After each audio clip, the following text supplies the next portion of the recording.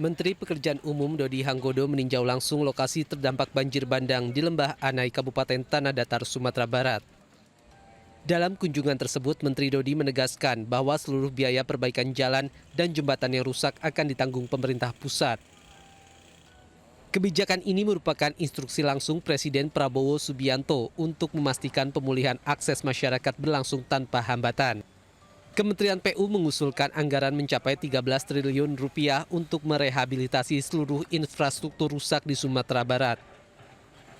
Semua infrastruktur yang terdampak, termasuk jalan, jembatan dan semuanya itu sesuai arahan Pak Presiden Prabowo Subianto akan dikerjakan ulang oleh pemerintah pusat.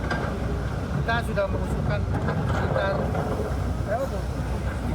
13 triliun. Kita kemarin sudah mengusulkan khusus untuk Sumbar 13 triliun. Tapi itu kan baru usulan lisan ya, kemarin ya. Jadi kita bikin usulan tertulis buat Presiden. Langkah cepat pemerintah ini diharapkan mampu mempercepat pemulihan akses dan aktivitas warga sekaligus meminimalisir dampak jangka panjang dari kerusakan infrastruktur. Dari Kabupaten Tanah Datar, Sumatera Barat, Agus Sulistyo, iNews melaporkan. Beberapa titik di Kecamatan Tanjung Pura, Sumatera Utara masih terendam banjir, pemirsa. Akibatnya warga mendesak pemerintah menyediakan pompa air untuk mengalirkan genangan air menuju sungai.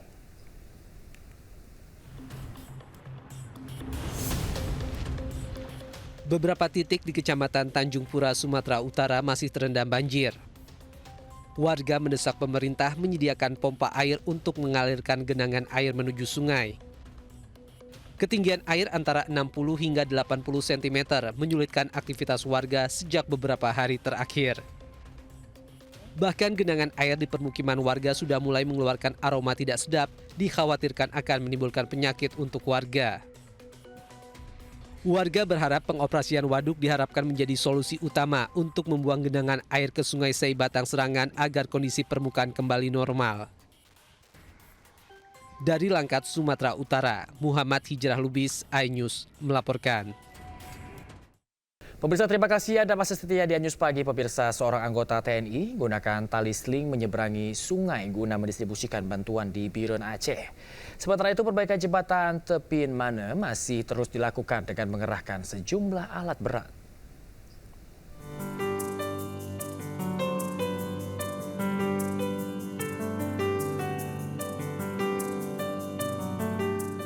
Pasca bencana banjir bandang yang menerjang Aceh beberapa waktu lalu, jembatan Tepin Mane yang menghubungkan Biren Takengong, Aceh terputus dan masih dalam perbaikan. Guna mendistribusikan bantuan untuk para korban banjir, seorang anggota TNI harus menggunakan tali seling menyeberangi sungai. Sementara itu, hingga kini warga yang hendak melintasi sungai tersebut terpaksa juga harus diangkut dengan tali seling. Selain itu, dari lokasi terlihat 3 alat berat dan 1 unit kren pengangkut material jembatan yang beroperasi guna percepat penyelesaian pembangunan jembatan Bailey. Dari Kabupaten Biren, Aceh, Musriadi, iNews melaporkan. Kisah pilu kembali datang dari korban banjir bandang dan longsor di Pidijaya, Aceh. Seorang warga bernama Nursidah asal desa Menasah jadi saksi saat rumahnya hancur dihantam air bah dan kayu besar.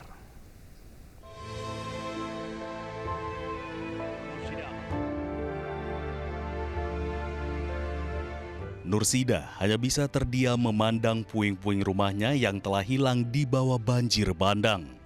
Rumah yang selama ini menjadi tempat bernaung dengan 3 kamar tidur dan dapur kini hanya menyisakan dinding roboh.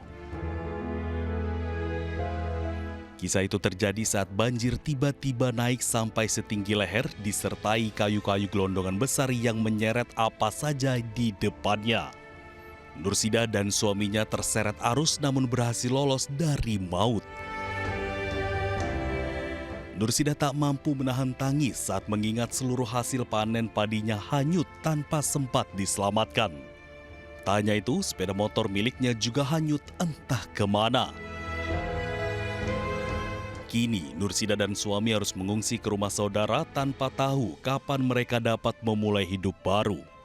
Yang tersisa hanya puing, kenangan, dan harapan agar bantuan rehabilitasi segera datang. Hingga kini puluhan ribu keluarga di PD Jaya masih bertahan di pengungsian dengan kondisi memprihatinkan. Pemerintah daerah dan relawan terus berupaya menyalurkan bantuan. Dari PD Jaya, Aceh, Jamal Pangwa, iNews melaporkan. Ribuan orang masih mengungsi ke sejumlah titik aman akibat rumahnya hilang diterjang banjir bandang di Aceh Utara.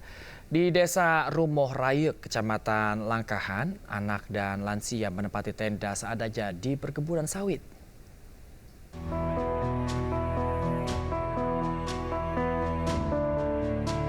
Ratusan jiwa terpaksa bertahan di tenda pengungsian yang dibangun swadaya masyarakat di perkebunan sawit Desa Rumoh Rayek, Kecamatan Langkahan, Aceh Utara. Hampir 2 pekan mereka bertahan di tenda seadanya karena rumah mereka hilang diterjang banjir bandang pada 26 November lalu. Mereka menyambung hidup dengan bantuan swadaya masyarakat. Sejumlah dermawan membantu logistik dan obat-obatan. Kini korban bencana banjir bandang hanya bisa pasrah dengan kondisi yang sangat memprihatinkan. Bahan kalau swadaya masyarakat, bantuan dari masyarakat, beras, seperti layaknya pangan biasa lah.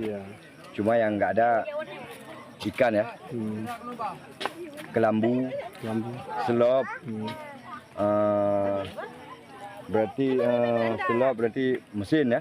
Kalau memang kita perlukan di sini ginseng satu ya. Desa Rumoh Rayek, Kecamatan Langkahan merupakan desa terparah terdampak banjir. Sementara seluruh rumah yang berkonstruksi kayu hilang diterjang banjir bandang. Dari Kabupaten Aceh Utara, Armia Jamil, iNews melaporkan. Pemirsa, viral diduga anggota GAM adang bantuan bencana banjir dan tanah longsor. Gubernur Aceh meminta aparat tindak tegas oknum anggota GAM.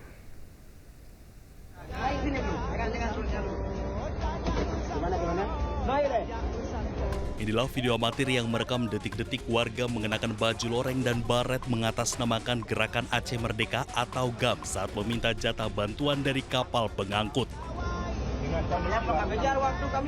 Menanggapi video viral tersebut, Gubernur Aceh Muzakir Manaf meminta semua pihak untuk tidak melakukan hal-hal yang menghambat distribusi bantuan bagi korban banjir bandang dan longsor di Aceh. Saya tidak ada laporan.